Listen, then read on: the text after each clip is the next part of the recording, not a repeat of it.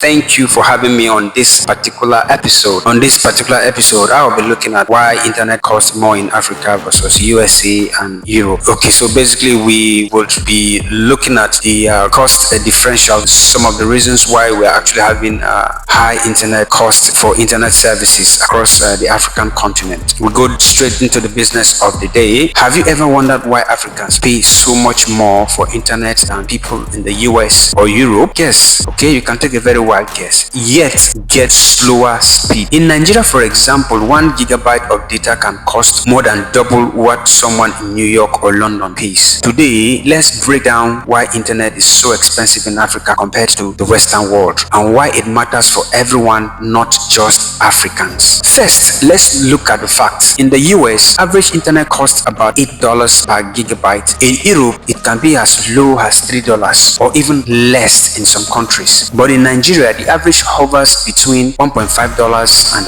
$3 for just 1 gigabyte. And that's before you talk about poor network coverage and slow speed. So why the big difference? Have you thought about it? Alright, okay, so one of the biggest differences why we're having this particular issue, number one, basically is the infrastructure gap. In the US and Europe, fiber optic cables, data centers and towers are everywhere, heavily invested in for decades. But in Nigeria and much of Africa, infrastructure is limited, okay? Laying fiber across vast rural areas or building towers in regions with unstable electricity costs far more. Telecom companies pass that bill straight to the consumer. Have you seen that? Reason number two is international bandwidth dependency. Most African countries don't produce their own internet. They buy capacity from undersea cables owned by foreign companies. Nigeria, for example, relies heavily on submarine cables landing on the Atlantic coast. That dependency makes internet more like an imported luxury, and just like imported goods, it costs more, just like forex. Okay,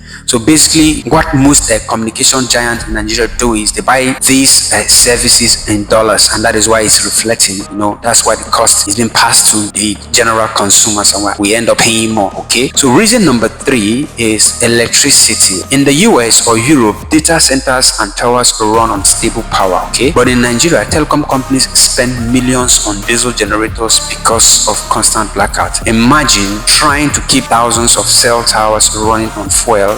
Who will bear the cost? Obviously, the consumers. That is why we are suffering this predicament. That is why in Africa generally this predicament is unprecedented. Reason number four, market size and competition. In the US or Europe, millions of customers buy unlimited plans, so providers can spread the cost. In Nigeria, many people buy data in small bundles. For example, 100 MB or 500 MB there, because income is lower. That makes economies of scale harder, and competition doesn't always bring down prices since a few big players dominate the market. Alright, going forward, and what does this mean for the ordinary Nigerians? Students can stream lectures without burning through the budget. Small businesses struggle to keep up with e-commerce. Creators, freelancers and tech innovators, the very people driving Africa's digital future, are slowed down by expensive, unreliable internet. But there is the bigger picture. Africa has the fastest growing population of young people in the world. Imagine the creativity, innovation and business potential are waiting to explode. If only the internet was cheaper and faster. This isn't just Africa's problem, it's a global opportunity.